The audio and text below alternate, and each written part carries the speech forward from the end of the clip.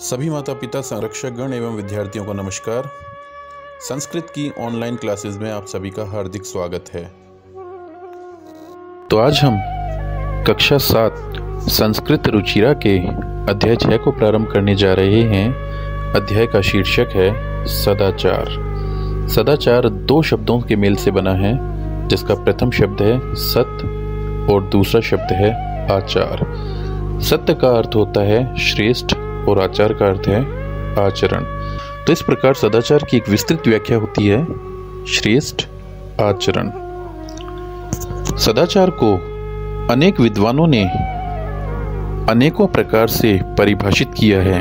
यथा दान से दरिद्रता का, सदाचार से दुर्गति का, उत्तम बुद्धि से अज्ञान का तथा सद्भावना से भय का नाश होता है। तो इस आधार पे हम कह सकते हैं कि सदाचार और सत्यनिष्ठा जीवन रूपी ऐसी पवित्र नदियों के जल हैं, जो कितने भी खारे समुद्र में क्यों न मिल जाए, परंतु उनका स्वाद कभी नहीं बदलता है। अर्थात यहाँ पर जीवन को नदियां बताया गया है और इस जीवन रूपी नदियों के दो तत्व सदाचार और सत्यनिष्ठा को बताए गए हैं। हम अपने जीवन काल में लाखों लोगों से मिलते हैं, ये लोग समुद्र बताए गए हैं, परंतु इन लोगों से मिलने के बावजूद भी हम अपने गुण को कभी भी नहीं छोड़ते हैं। अर्थात सदाचार और सत्यनिष्ठा रूपी जो गुण है वो कभी भी नहीं बदलता। प्रस्तुत अध्याय में 6 श्लोकों का समावेश किया गया है। प्रथम श्लोक में आलस को मनुष्य के शरीर का सबसे बड़ा शत्रु बताया गया है और परिश्रम को मनुष्य का सबसे निकटतम बंधु बताया गया है। दूसरे श्लोक में कल के कार्य को आज ही करने की सलाह देते हुए बताया गया है कि मृत्यु कभी भी किसी की प्रतीक्षा नहीं करती है, अतः जिस कार्य का जो समय है उस समय पर वो कार्य हमें पूर्ण कर लेने चाहिए। तृतीय श्लोक में बताया गया है कि मनुष्य को सत्य बोलना चाहिए, प्रिय सत्य बोलना चाहिए, परंतु अप्रिय सत्य कभी नहीं बोलना चाहिए, और इसी प्रकार अप्रिय असत्य भी नहीं बोलना चाहिए। चतुर्थ श्लोक में बताया गया है कि मनुष्य को कुटिल व्यवहार कभी नहीं करना चाहिए, उसे अपने व्यवहार में सरलता, कोमलता और उदारता इत्यादि गुणों को शामिल करना चाहिए।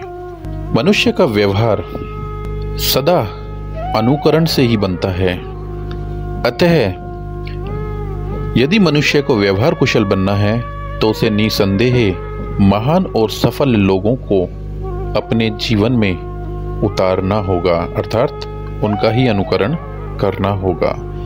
क्योंकि देखिए, सदाचार हमेशा माता पिता द्वारा दिए गए संस्कारों से और मनुष्य के द्वारा की गई संगति से प्राप्त होते हैं, और ये प्रक्रिया निरंतर चलती रहती है। यदि आप श्रेष्ठ लोगों की संगत में हैं, या ये कह दें कि आप श्रेष्ठ लोगों की संगत से घिरे हुए हैं, तो कोई भी अवगुण श्रेष्ठता को लांघ करके आप तक नहीं पहुंचेगा, और यदि कोई अवगुण है भी दूर हो जाएगा। तो इस प्रकार सदाचार संगत के ऊपर भी निर्भर करता है। 5वें श्लोक में हमें बताया गया है कि मनुष्य को श्रेष्ठ गुणों से युक्त व्यक्ति एवं माता पिता की अपने मन से, वचन से और कर्म से सेवा करनी चाहिए। अध्याय के अंतिम श्लोक में बताया गया है कि मनुष्य को अपने मित्र के साथ कभी भी क्लेश नहीं करना चाहिए। ऐसा करने से वह व्यक्ति कभी भी सुख को प्राप्त नहीं कर सकता। तो आइए अध्याय के श्लोकों को विस्तृत रूप से हम पढ़ लेते हैं। पहला है आलस्यम ही मनुष्याणाम शरीरस्थो महान रिपु नास्ति उद्यम समो बंधु कृत्वा यम नाव सीदति। अर्थ देखते हैं। आलस्यम ही का मतलब सचमुच में या वास्तव में। वास्तव में जो आलस है मनुष्याणाम मनुष्यों के शरीरस्थो शरीर का महान रिपु सबसे बड़ा, रिपु का मतलब शत्रु है। जो आलस है वो मनुष्य के शरीर का सबसे बड़ा शत्रु है। नास्ति उद्यम समो, अब देखिए इसको तोड़ के देखते हैं। नास्ति न अस्ति नहीं है, उद्यम परिश्रम के, समो समान, तो परिश्रम के समान नहीं है। कौन नहीं है? बंधु, मनुष्य का निकटतम बंधु कोई नहीं है। तो परिश्रम के समान मनुष्य का निकटतम बंधु कोई नहीं है। कृत्वा करके, किसको करके? परिश्रम को। यम नाव सीदति, वह कभी भी दुख को प्राप्त नहीं होता, अवसाद को प्राप्त नहीं होता। कि आलस ही मनुष्य के शरीर का सबसे महान शत्रु है और मनुष्य का परिश्रम के समान कोई भी निकटतम बंधु नहीं है, जिसको करके वह कभी भी अवसाद को या दुख को प्राप्त नहीं होता है। दूसरा देख लेते हैं। स्वे कार्यम अद्य कुर्वीत पूर्वाहणे च अपराहणिकम नहीं प्रतीक्षते मृत्यु कृतमस्य नैवा कृतम। अर्थात श्वे कल, अद्य आज, और कार्य कार्य, तो कल का कार्य आज ही कर लें। पूर्वाहन और अपराहन आपने पढ़ा होगा, तो पूर्व पहले अर्थात मॉर्निंग समय, सुबह का समय प्रातःकाल, और अपराहन बाद का समय। तो कल का कार्य आज कर लें तथा सायंकाल का कार्य प्रातः ही कर लें। जिस कार्य को आपने संध्या काल में करने का सोच रखा है उसे प्रातः काल में ही पूर्ण कर लें, क्योंकि नहीं प्रतीक्षते मृत्यु, मृत्यु किसी की प्रतीक्षा नहीं करती है। कृतमस्य नैवा कृतम, चाहे किसी ने वो कार्य पूर्ण कर लिया है अथवा नहीं किया है, तो मृत्यु ये इंतजार नहीं करेगी कि इस व्यक्ति ने कार्य पूरा नहीं किया तो इसे इस कार्य को निपटाने का मैं वक्त दे दूं। वो अड़िग है, अटल है। जब उसका वक्त आता है तो मनुष्य को साथ लेकर के चली जाती है। तो इसीलिए समय रहते हमें अपने समस्त कार्य समय से पहले ही पूर्ण कर लेने चाहिए। सत्यम बुरियात प्रियम बुरियात न बुरियात सत्यम प्रियम प्रियम च नानृतम बुरियात एषः धर्म है सनातन है। सत्य बोलना चाहिए, प्रिय बोलना चाहिए, लेकिन अप्रिय सत्य नहीं बोलना चाहिए। इसी प्रकार प्रिय झूठ भी नहीं बोलना चाहिए, प्रिय असत्य भी हमें नहीं बोलना चाहिए। एषः धर्म है सनातन, यही शाश्वत धर्म है, सनातन धर्म है। सनातन लंबे समय से रहने वाला या युगों युगों से चला आ रहा धर्म सनातन कहलाता है। अगला देखते हैं। सर्वदा व्यवहारे स्यात् औदार्यम सत्यता तथा ऋजुता मृदुता चापि कौटिल्यम न कदाचन। अर्थात सर्वदा हमेशा स्यात् होना चाहिए, औदार्यम उदारता का, ऋजुता सरलता का, मृदुता कोमलता का। व्यवहारे का मतलब है व्यवहार में, तो मनुष्य के व्यवहार में सदा उदारता, सत्यता, सरलता और कोमलता होनी चाहिए। कौटिल्यम न कदाचन, लेकिन उसके व्यवहार में कभी भी कुटिलता नहीं होनी चाहिए। कुटिलता टेढ़ापन, चालाकी। अगला देखते हैं। श्रेष्ठम जन्म गुरुम चापि मातरम पितरम तथा मनसा कर्मणः वाचा सेवेत सततम सदा। अर्थात मनुष्य को श्रेष्ठम जन्म श्रेष्ठ लोगों की, गुरुम गुरु की, चापि मातरम पितरम तथा और माता तथा पिता की, मनसा कर्मणा वाचा मन कर्म और वाणी से, सेवेत सततम सदा हमेशा ही सेवा करनी चाहिए। मनुष्य को श्रेष्ठ जन, गुरु, माता और पिता की सदा एवं निरंतर मन से, कर्म से और वाणी से सेवा करनी चाहिए। अगला देखते हैं।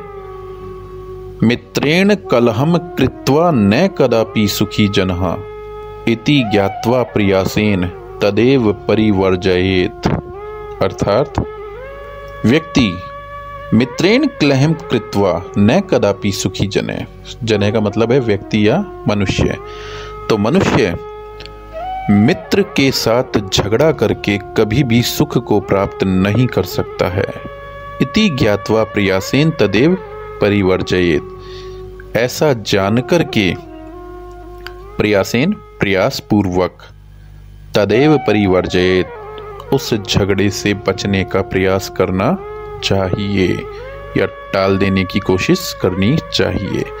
तो व्यक्ति मित्र के साथ क्लेश या झगड़ा करके कभी सुखी नहीं होता है, यह जानकर प्रयत्न पूर्वक उसे टाल देने का प्रयास करना चाहिए। तो आइए अध्याय के अभ्यास देख लेते हैं। सबसे पहले शब्दार्थ। रिपुहु शत्रु, उद्यम परिश्रम, शरीरस्थ शरीर में मौजूद या शरीर में स्थित, अवसीदति दुखी होता है, श्वै आने वाला, कल, कुर्वीत करना चाहिए, पूर्वाह्ने दोपहर से पहले, अपराह्निकम दोपहर के बाद करने योग्य कार्य, अनृतम झूठ, सनातनः सदा से चला आ रहा हो, स्यात् होवे, औदार्यम उदारता, ऋजुता सरलता, मृदुता कोमलता, कौटिल्यम कुटिलता या टेढ़ापन, सेवेत सेवा करनी चाहिए, परिवर्जयेत बचना चाहिए, वाचा वाणी से। अभ्यास का पहला प्रश्न है। सर्वान श्लोकान सस्वरम गायत, अर्थात आपको सारे श्लोक स्वर के साथ दोहराने हैं। दूसरा प्रश्न देख लेते हैं। उपयुक्त कथनानाम समक्षम आम, अनुपयुक्त कथनानाम समक्षम न इति लिखत। जो सही हैं उनके सामने आम अर्थात हाँ, और जो गलत हैं उनके सामने न अर्थात नहीं लिखना है। तो देख लेते हैं। प्रातः काले ईश्वरम स्मरेत, काल ईश्वर का स्मरण करना चाहिए, बिल्कुल करना चाहिए।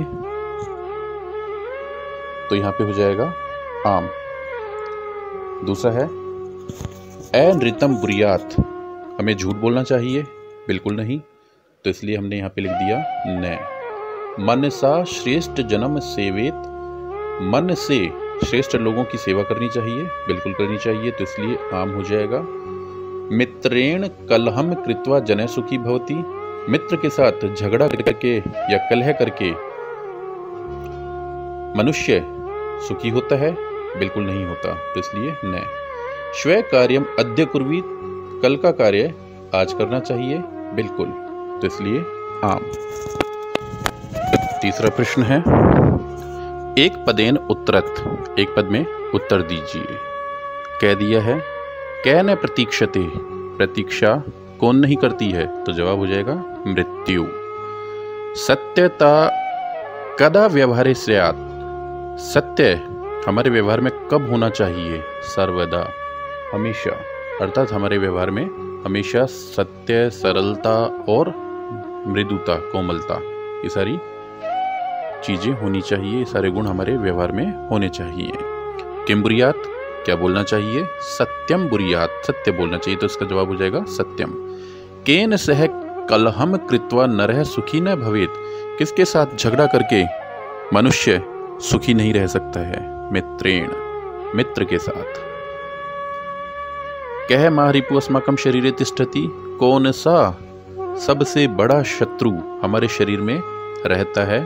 तो शत्रु का नाम है आलस्यम, आलस। रेखांकित पदानि आधृत्य प्रश्न निर्माणम कुरुत, रेखांकित पदों के आधार पर प्रश्नों का निर्माण हमें करना है। कह दिया है मृत्यु न प्रतीक्षते, मृत्यु प्रतीक्षा नहीं करती है। तो इसमें रेखांकित पद है मृत्यु, तो इसका जवाब हो जाएगा कह। कलहम कृत्वा नरः दुखी भवति। अब देखिए यहाँ पे एक प्रश्न सूचक शब्द किम आ जाएगा, क्यों आ जाएगा? क्योंकि अंडरलाइन शब्द दिया है कलहम, नपुंसकलिंग शब्द होने के कारण यहाँ पे आ जाएगा किम।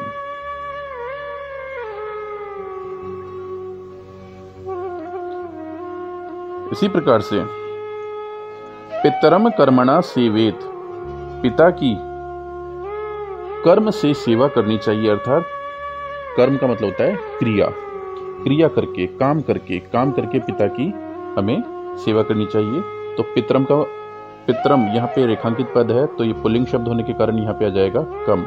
व्यवहारे मृदुता श्रेयसी। अब देखिए मृदुता जो है ये स्त्रीलिंग शब्द है, आकारांत, आ की ध्वनि इसके अंत में आ रही है, तो इसलिए प्रश्न सूचक बन जाएगा का। सर्वदा व्यवहारे ऋजुता विधे, सर्वदा का मतलब हमेशा। अब ये एक समय सूचक शब्द है और समय दिए जाने के कारण हमारा प्रश्न सूचक शब्द बन जाएगा कदा। यदि कोई जगह दी जाती है तो कुत्र और समय पूछा जाए तो कदा। कुत्र का मतलब कहां और कदा का मतलब कब। तो व्यवहार में सरलता कब होनी चाहिए? तो यहां पे अर्थ निकल रहा है कब का, तो इसलिए जवाब हो जाएगा कदा।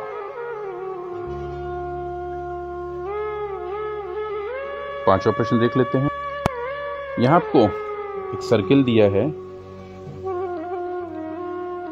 और इस सर्किल में बीच में दिया है बुरियात, सेवेत, स्यात। अर्थात ये तीन क्रियाएं आपको दी गई हैं और बाकी कुछ शब्द, ये वाक्य आपको दिए गए हैं। इन वाक्यों के साथ इन क्रियाओं को मिला करके आपको वाक्यों का पुनर्निर्माण करना है। तो हमने किया है, पहले में आ जाएगा मनसा मातरम पितरम च सेवते, मन से माता और पिता की सेवा करनी चाहिए। दूसरे में हमने बना दिया सत्यम प्रियम च ब्रूयात, सत्य और प्रिय बोलना चाहिए। तीसरे में हमने बना दिया वाचा गुरुम सेवते, वचनों के द्वारा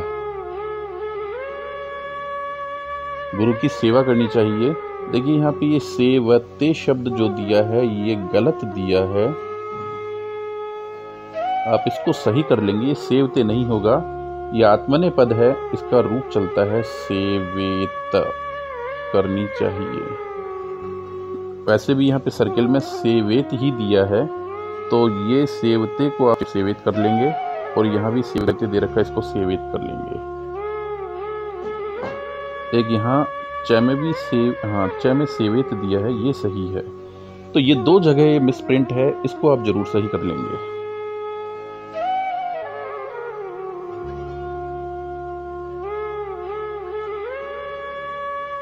तो इसको पढ़ेंगे वाचाम गुरुम सेवेत, वचनों से गुरु की सेवा करनी चाहिए।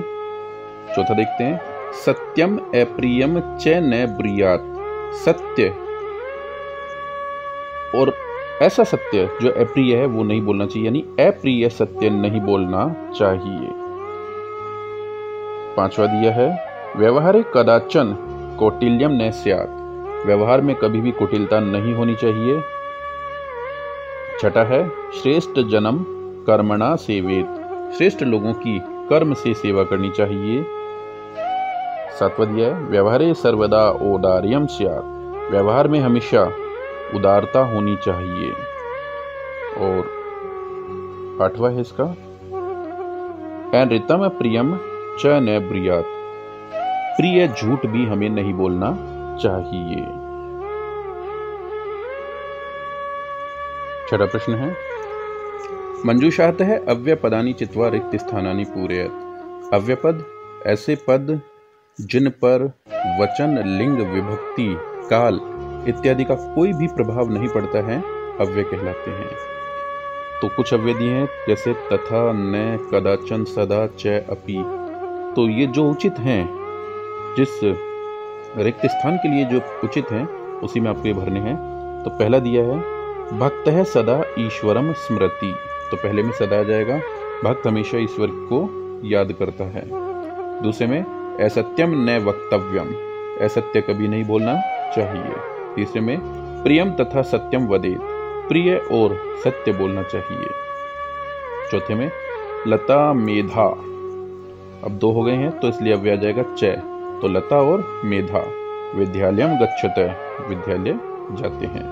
अपि कुशलम भवान, क्या आप कुशल से हैं?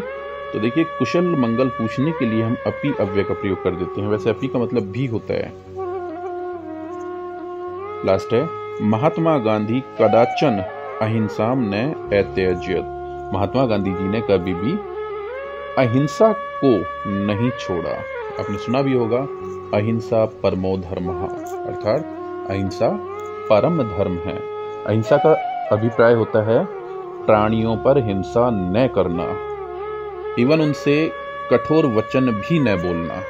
अगर हम किसी से कठोर वचन बोल रहे हैं तो भी हम एक प्रकार की हिंसा ही कर रहे हैं। अध्याय का अंतिम प्रश्न है, चित्रम दृष्ट्वा मंजूषातः पदानि च प्रयुज्य वाक्यानि रचयत। मंजूषा से पदों को चुनकर के इन पदों के आधार पे संस्कृत में वाक्य रचना आपको करनी है। तो हमने यहाँ पे की है। सबसे पहले हमने लिख दिया इदम कक्षायाः चित्रम अस्ति, यह कक्षा का चित्र है। तो आपको ये जो वाक्य रचना करनी है तो इनके लिए आपको शब्द इसी मंजूषा से चुनने हैं। तो इदम कक्षायाः चित्रम अस्ति, यह कक्षा का चित्र है। कक्षायाम शिक्षकः छात्राः च सन्ति, कक्षा में शिक्षक और छात्र हैं। स शिक्षकः श्याम पटे प्रश्नम लिखति, वह शिक्षक श्याम पट पर प्रश्न लिखता है। ते छात्राः पुस्तिकायाम उत्तराणि लिखन्ति, और वे छात्र पुस्तिका में उत्तर लिखते हैं। तो उम्मीद है आज का हिंदी अनुवाद और अभ्यास प्रश्न आपको समझ में आए होंगे। तो आज के लिए बस इतना ही।